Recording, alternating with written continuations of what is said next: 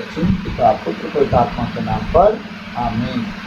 धन्यवाद धन्यवाद धन्यवाद हे पिता परमेश्वर पवित्र आत्मा प्रभु यीशु मसीह, हम आपकी स्तुति आराधना महिमा प्रशंसा बढ़ाई करते हैं पिता, आपकी जय जयकार करते हैं प्रभु, आपको धन्य धन्य धन्य कहते राजाओं के राजा प्रभुओं के प्रभु प्रभु यीशु मसीह। हम आपके पवित्र जीवित वचन को पढ़ने सुनने जा रहे हैं। इसके हर एक शब्द को प्रभु हमारे मन हृदय में अंकित कीजिए। हमारे जीवन की हर एक कमी घटी प्रभु कट छट जाए, हमसे अलग हो जाए और हम पवित्र और खरा हो जाए। परमेश्वर आपके योग्य जीवन जीने लगे सिर बनाइए प्रभु। मेरे मुख पर पहरा बिठाइए, मेरे होठों के द्वार की रखवाली की जाए। बोलने वाला मैं नहीं वरन आप स्वयं अपने वचनों के द्वारा हम सब से बातचीत करें। सारी बातों को आपके चरणों में रखते हुए विनती यीशु मसीह के नाम से अब्बा पिता आपसे मांगते हैं, सुनिए और दया से ग्रहण कीजिए। आमीन हालेलुया। आइए हम आमोस का ग्रंथ अध्याय 3 पद संख्या 1 से 3 और 8 देखेंगे और आगे जैसा समय रहेगा। पेज नंबर 1394 पुराना विधान। आमोस का ग्रंथ अध्याय 3 पद संख्या 1 से 3 और 8। हालेलुया। प्रभु का वचन क्या कहता है, हम ध्यान से सुनेंगे। इज़राइलियों सुनो, प्रभु तुमसे उस समस्त प्रजा से जिसे वह मिस्र से निकाल लाया है यह कहता है। आप याद रखिएगा, अगर आपके लिए कोई कुछ करता है तो आपसे एक्सपेक्ट भी करता है कि आप उसके अनुसार चलें।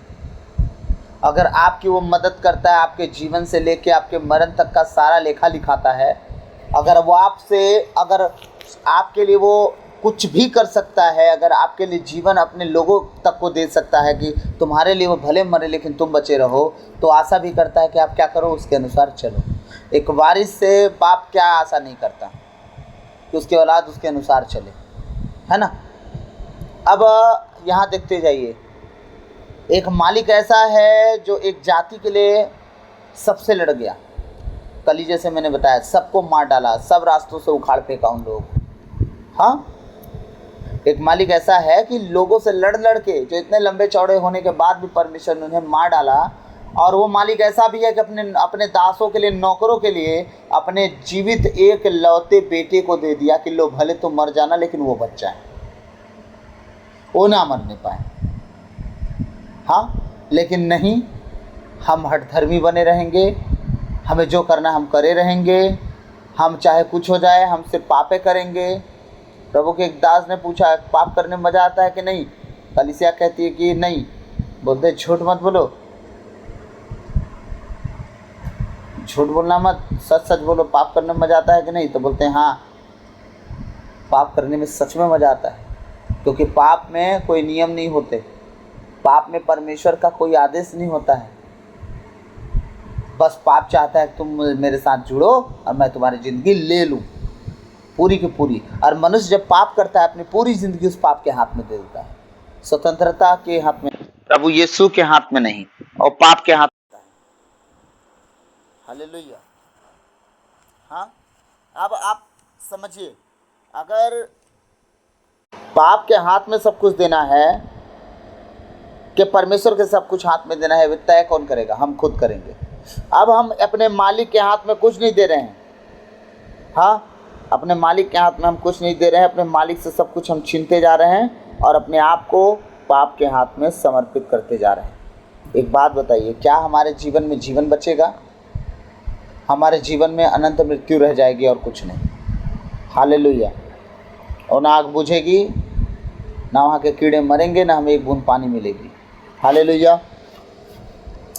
अब इज़राइलियों सुनो, प्रभु तुमसे उस समस्त प्रजा से जिसे वह मिस्र से निकाल लाया है यह कहता है। अब ये किससे बात कर रहा है? जिनकी उसने मदद किया, जिन्हें मरने से बचाया, नौकर गुलामी से बचाया, हल जोतने से बचाया, ईंटा पाथने से बचाया, पुआल ढोने से बचाया, मिस्रियों की गुलामी से बचाया। मात्र वो पैदल चलने में इनको दिक्कत हो रही है। पैदल चल रहे हैं और परमेश्वर के विरोध में गुनगुना रहे हैं बस। हाँ, अब परमेश्वर का दास कहता है, इज़राइलियों सुनो, जो तुम्हें मिस्र देश से, गुलामी के देश से निकाल लाया है, वो अब तुमसे कुछ कहना चाह रहा है। क्या कहना चाह रहा है? मैंने पृथ्वी के सब राष्ट्रों में से तुम लोगों को ही चुना है पूरी दुनिया में न जाने कितने राष्ट्र थे। इस्राएलियों सुन लो, अपने आप को खुदा ने तुम पर प्रकट किया है। दुनिया में न जाने कितने राष्ट्र के लोग हैं जो किसी और ईश्वर पे भरोसा करते हैं, लेकिन तुम जिस पर भरोसा करते हो वो जीवित और सच्चा है। हालेलुया। प्रभु का वचन क्या कह रहा है? मैंने पृथ्वी के सब राष्ट्रों में से तुम लोगों को ही चुना है और किसी को नहीं। राजा फिरौन को भी नहीं, वो तो इतना अमीर था, बलवान था, फिर भी मैंने उसे नहीं चुना। न जाने कितने हित्ती, परिज्जी, एमोरी, अबूसी, ये सब थे पड़े हुए, लेकिन मैंने उन्हें नहीं चुना। मैंने तुम्हें ही चुना है, परमेश्वर कह रहा है। हालेलुया। हाँ, इसलिए मैं तुम्हारे अपराधों के कारण तुम्हें दंडित करूँगा। क्यों? क्योंकि मैंने तुम्हें चुना। क्यों? क्योंकि मैंने तुम पर भरोसा किया कि तुम सदा मेरी प्रजा बन के मेरी नाम की जय जयकार करोगे, दुनिया के सामने खड़े होकर कहोगे हमारा परमेश्वर स्वर्गीय परमेश्वर है, हम किसी के सामने नहीं झुकते। हाँ, क्यों हम तुम्हें दंडित करेंगे? क्योंकि तुम मेरे नाम को खराब किए हो, क्योंकि तुम मेरे नाम को बेकार किए हो, क्योंकि तुम मेरे नाम का दुरुपयोग किए हो। प्रभु का नाम व्यर्थ ना लेना। कैसे व्यर्थ लेते हैं हम प्रभु का नाम? उसके नाम के जीवन आप जीते हो और करते हो व्यभिचार, उसके नाम से जीवन आप जीते हो और पीते हो दारू, उसके नाम से जीवन आप जीते हो और करते हो लड़ाई झगड़ा, उसके नाम से जीवन आप जीते हो और चुगली, निंदा, ईर्ष्या, जलन, कपट, डाह, गाली गलौज सब आप करते हो। परमेश्वर के नाम के साथ आप जी रहे हो और परमेश्वर ने सारे वचनों में कहा है कि सब मत करना, उसके नाम को खराब यही करना होता है। हालेलुया। इसलिए मैं तुम्हारे अपराधों के कारण तुम्हें दंडित करूंगा। परमेश्वर जो कहा उसे छोड़कर, परमेश्वर जिन जिन बातों को कहा उसे छोड़कर क्या कर रहे हैं? जो नहीं करना चाहिए। Hallelujah, hallelujah. हाँ, क्या दो व्यक्ति साथ साथ यात्रा करेंगे जब तक उन्होंने पहले से न तय कर लिया हो? परमेश्वर क्वेश्चन मार्क लगा दिया, वहाँ एक सवाल कर रहा है, क्या दो व्यक्ति एक साथ कहीं भी जा सकते हैं जब तक पहले से तय ना करें हो? भाई तुम आगे आगे चलना, मैं पीछे पीछे चलूँगा। एक काम करते हैं, हम बगल बगल से चलेंगे, नहीं ना? तो अगर एक ही रास्ते में अगर हम यहाँ से बनारस जाते हैं, बहुत सी गाड़ियाँ जाती हैं, क्या आगे पीछे जाती हैं क्या एक साथ? या तो आगे निकल जाएगी और तो बहुत पीछे रह जाएगी। लेकिन जब अगर ये कहा जाए कि भाई हम साथ में चलते हैं, रास्ते में कोई खतरा आएगा देख लेंगे, तब वो गाड़ी या तो आगे रहेगी या तो पीछे, लेकिन अकेले अकेले नहीं होगी जब तक ये परस्पर ना हो जाए। अब परमेश्वर और शैतान एक साथ चल सकते हैं? नहीं। इंसान और परमेश्वर तब तक एक साथ नहीं चल सकते जब तक परमेश्वर से कहा हुआ बात इंसान मान के ना चले। हालेलुया। अब ये लोग क्या कर रहे हैं? परमेश्वर की बातों को सुने भी और उसे नकार भी दिए और अपनी मर्जी से चलना शुरू कर दिया। बस सब सुने। मूसा के सामने जब परमेश्वर बोलने लगा, जब गर्जन के साथ उन लोग का हाड़ कांपना शुरू हो गया, भूमि पर मुंह के बगल इजरायली गिर गए। मूसा से कहते हैं, मूसा एक काम करना, परमेश्वर को कहते बस तू ही बात करे परमेश्वर से और हमें बस दे, जो तुझसे कहेगा परमेश्वर हम मान लेंगे। हाँ, जब बारी ऐसी आती थी मान लेंगे, तो मानने की बात तो होती थी, लेकिन बाद में क्या होता था? बाद में फिर से वही नाटक शुरू। हमें पानी नहीं मिल रहा, हमें खाना नहीं मिल रहा, हमें तो निर्जन स्थान में मारने के लिए आया क्या? मिस्र में कब्रें कम पड़ गई थी। बार बार कोसना, बार बार चिढ़ाना, बार बार चीखना इजराइलियों का काम हो गया था। हालेलुया। हाँ, ये सारी बातें चल रही थी और परमेश्वर को यही सब बातें पसंद नहीं आ रही थी। इसलिए परमेश्वर कहता है कि मैं उन्हें क्या करूँगा? दंडित कर दूंगा। हालेलुया। 8वां वचन कहता है, सिंह गरजा है तो कौन नहीं डरेगा, प्रभु ईश्वर बोला है तो कौन भविष्यवाणी नहीं करेगा। अब भविष्यवक्ता आमोस के पास ये बात निकली है परमेश्वर की ओर से, और परमेश्वर का दास कह रहा है, आगे बताओ, अगर सिंह गरज जाए, बाघ अगर आके बगल में हाउ कर दे, इंसान डरेगा नहीं? डरेगा ना। अब भविष्यवक्ता कहता है, आमोस कहता है कि अब परमेश्वर अगर बोलता है तो कौन भविष्यवक्ता नहीं करेगा? उसके अंदर है इतनी हिम्मत क्यों परमेश्वर की भविष्यवाणी नहीं करेगा?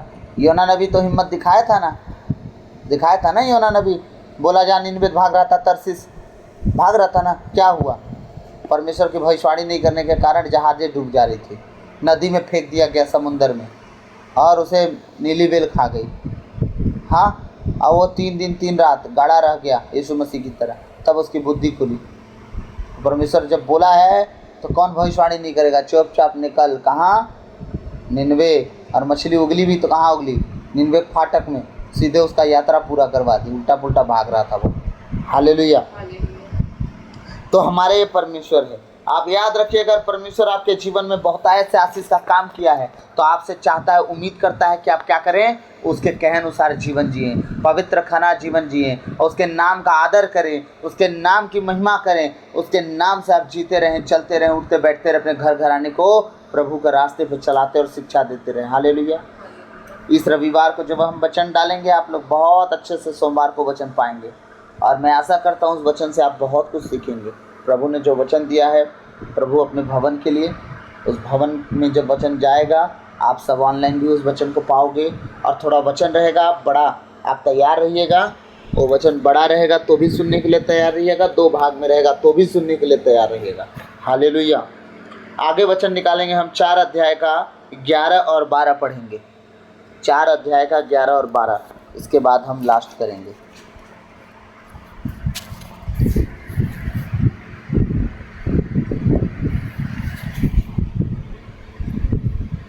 प्रभु का वचन क्या कहता है?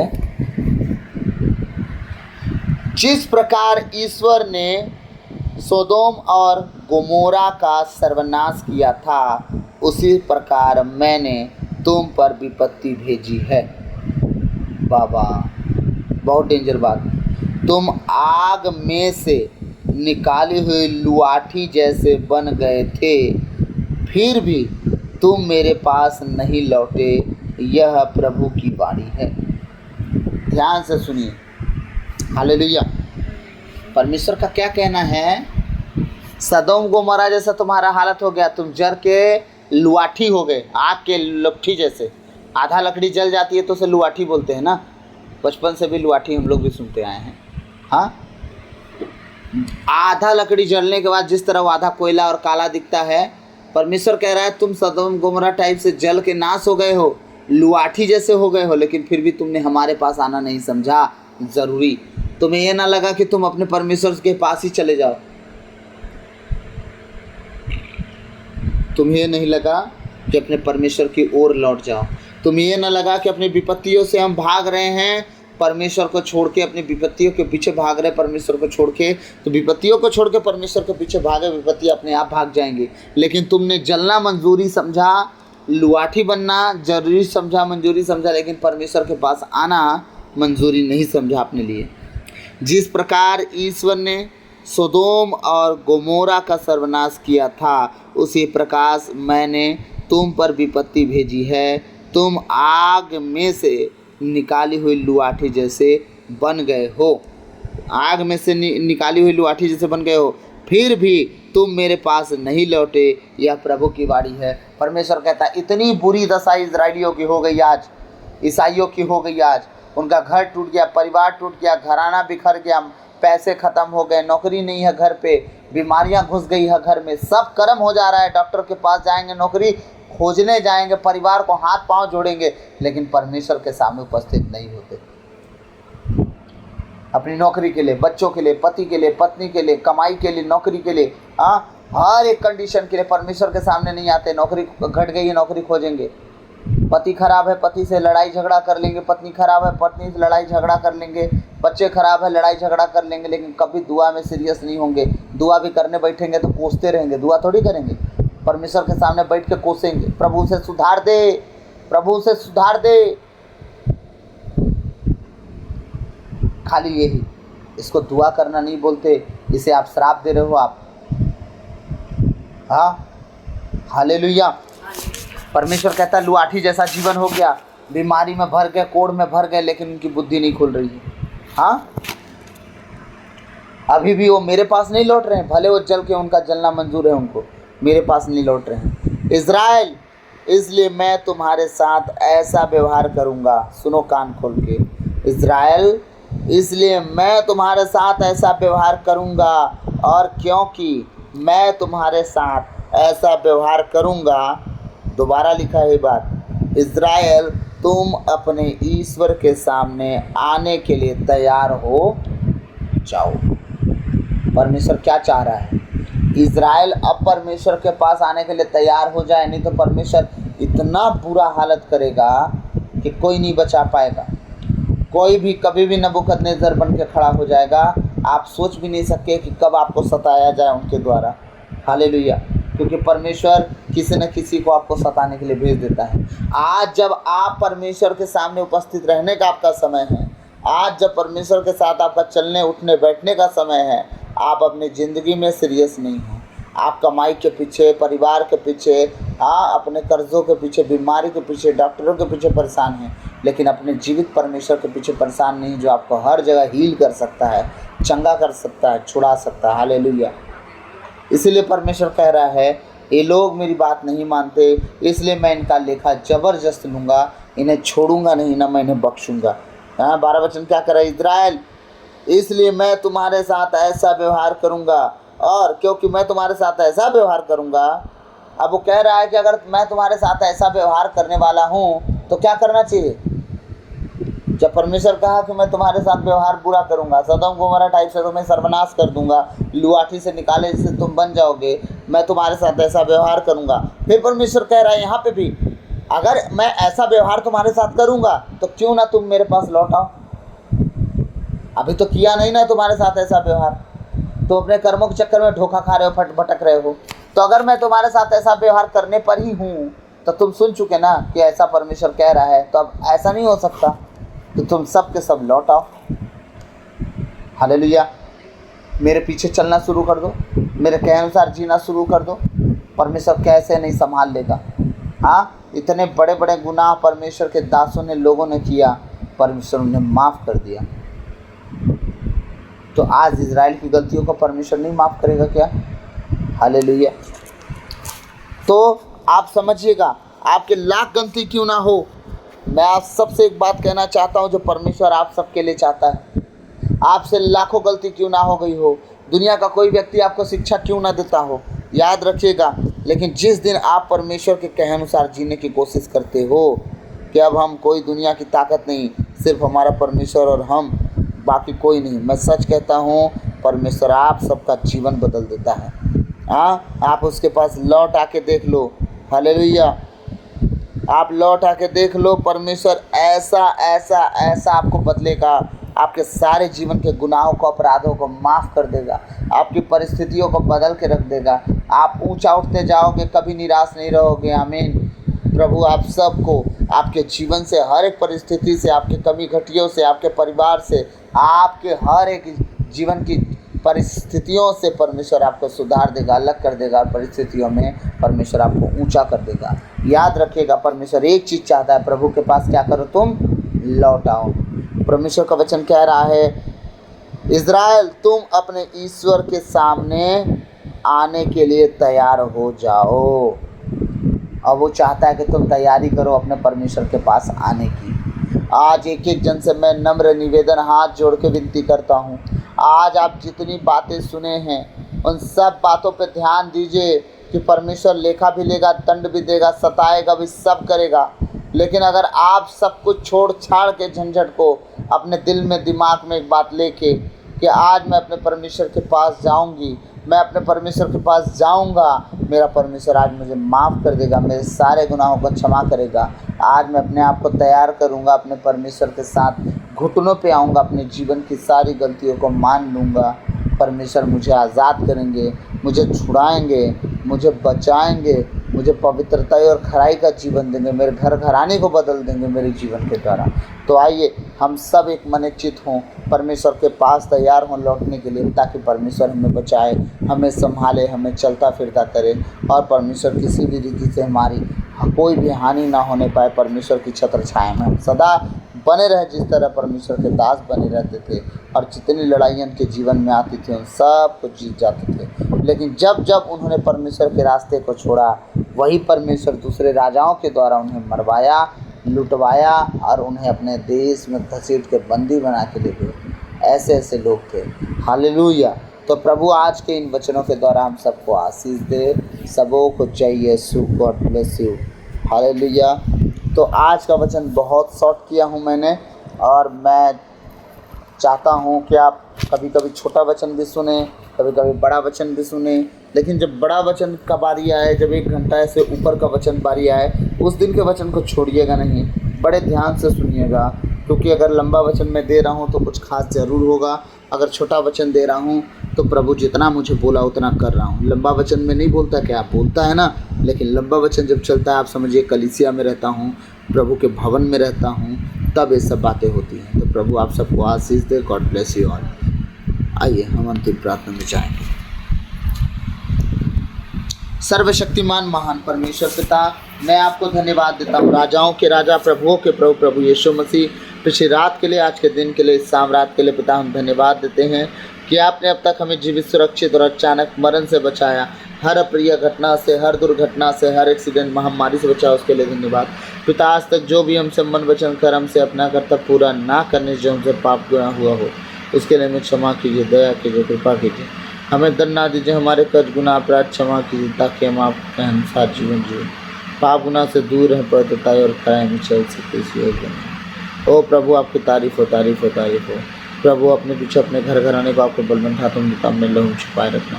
पिता मैं प्रार्थना करता हूँ एक एक जन के लिए जितने ऑनलाइन हैं, परमेश्वर तेरा वचन आज का सुने, 100 गुना आशीषों को लाए, अपने जीवन को बदलें परमेश्वर, तेरे योग्य जीवन जिए, पवित्र और खरा होकर परमेश्वर पाप गुनाह से दूर रखो।